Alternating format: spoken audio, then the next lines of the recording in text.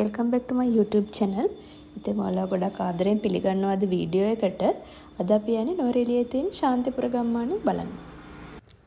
අපි දැන් මේ කුරුණෑගල ඉඳන් නුවර පැත්තට යන ගමන් ඉන්නේ.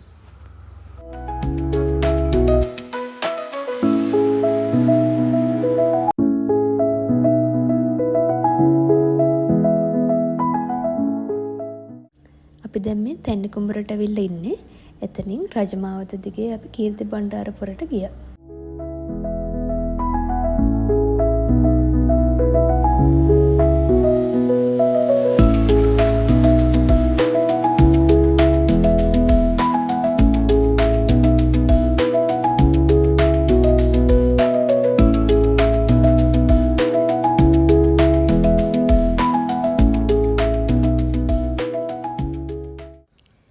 අපි කීර්ති බණ්ඩාරපුරට ඇවිත් එතනින් වලපනේ රාගල හරහා තමයි නුවරඑළියට ආවේ.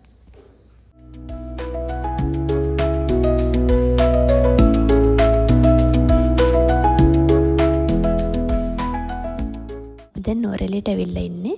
නුවරඑළියේ ඉඳන් බදුල්ල පාර කිලෝමීටර් 8ක් විතර යන්න ඕනේ ශාන්තිපුරට. මෙතන ඉඳන් ශාන්තිපුර view point එකට කිලෝමීටර් 2ක් වගේ තියෙනවා. මේක ටිකක් පටු පාරක්, වාහන දෙකක් හරිම අමාරුවෙන් තමයි මාරු වෙන්න පුළුවන්.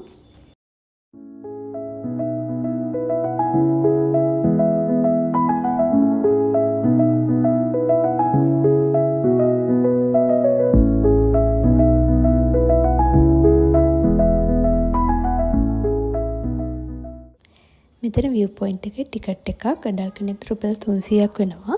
ඒ වගේම මෙතන කාර් පාක් එකක් තියෙනවා. ටිකක් පොඩි කාර් පාක් එකක්.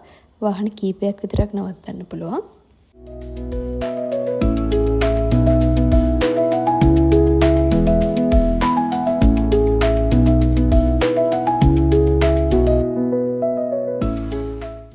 මේ පඩිපෙරණගල උඩට ගියාම අපිට පහළින් පේන ගම්මානය තමයි ලංකාවේ වැඩිම උසකින් පිහිටි ගම්මානය.